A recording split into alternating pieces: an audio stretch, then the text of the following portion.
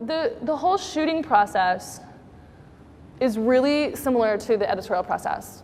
So instead of just collaborating with a photographer, it's a three-way collaboration between you, the art director, and the photographer. But you're creating the same environment. And if there's something really wrong, like, the art director is usually, if they're happy, then I'm happy, usually. If I'm like, oh my God, the hair, or oh my God, that necklace, I can't stand that necklace. I'm like, really, you like that necklace? And we'll have a whole thing, and I'll make sure to voice my issues.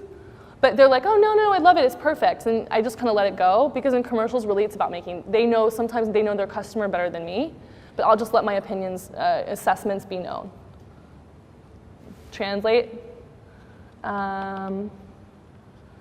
Let's see, I like to, and this is skipping back a little bit, before I do this shopping, I like to go take pictures first. And I know not everyone does that, and some places won't let you, but you can usually, on places like Barney's, they have almost everything that's in the stores on the website now. So you can pull images and make a storyboard, basically. And then I'll send kids out with digital cameras to take pictures of the stuff in the stores and YSL and stuff like that. And because we have relationships with the store managers and all that kind of stuff, they usually know we're shopping for a job. We tell them, we're honest about everything.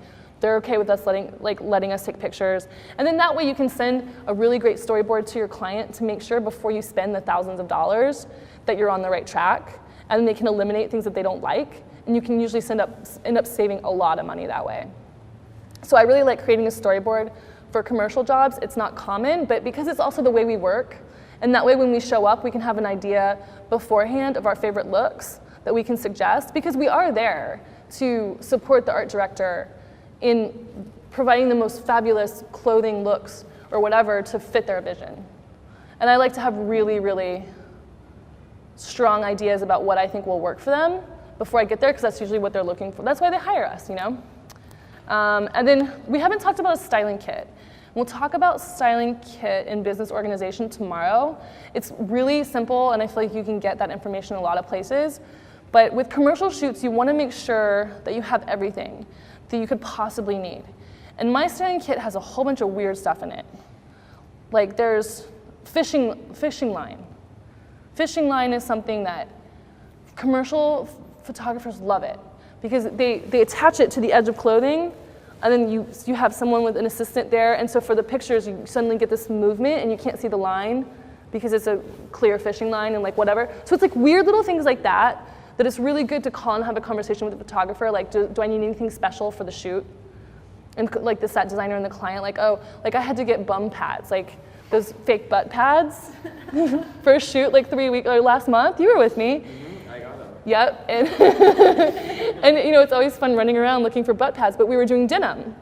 And in denim, and sometimes the models are, because they're skinny, they don't have very big, butts. So we totally had to go and get the padded butts to put in their jeans, but it ended up making the jeans look so much better, and it's so much cheaper than retouching. And those clients love me for it. Whatever they ask, call the client, have a conversation, is there anything special I need? Butt pads, some of them want make sure to get your chicken cutlets, or certain kind of bras, or whatever. It's just good to know. And because it's not the same, usually people don't talk about it inside their inspiration, but but when you start asking them, is there any special kit need? Or once I needed that Brasso stuff to clean all the brass. I was shooting a whole bunch of vintage Louis Vuitton luggage. And it's not I was in a studio in the middle of nowhere in East London. You can't really get brass cleaner. So, but if I had known before that I was shooting all that stuff, then I would have brought it. So it's really good to have those conversations to be prepared for your kit. And then again, with the on-set organization, especially when you're on a commercial job, set it up like the most beautiful boutique you've ever seen, because the client's gonna want to walk through it.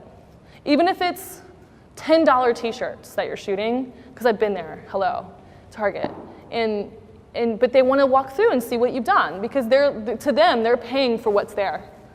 And so they want to, beautifully, I get the jewelry trays from Manhattan Wardrobe, they're $10 a piece. They make the cheapest costume jewelry look so much better and so much more expensive because they're on a beautiful velvet tray. It's the small presentation things that are really important to those. It's making sure that the racks aren't packed so tight that the client can't look through things, all those kind of things. Just set it up like you would your own little boutique. Okay, let's see. And then as soon as you do the looks, you usually do them in collaboration with the client. But what I like to do is do looks like, I'll talk to them about what they want, and then I'll do a look by myself, like in the area, because sometimes when the client's there, they can't, until you have the finished look, they can't really see it. Does that make sense? Yeah.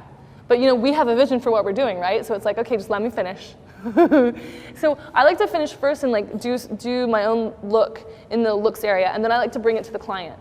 And then they also feel like they're getting to sit back at their table and judge me basically, and judge the look, which is like why I'm there. So bringing the model over and showing it to them, and kind of walking through the look with them and explaining to them why I did what I do, and why I put this necklace on, and I think this dress will really accentuate whatever product.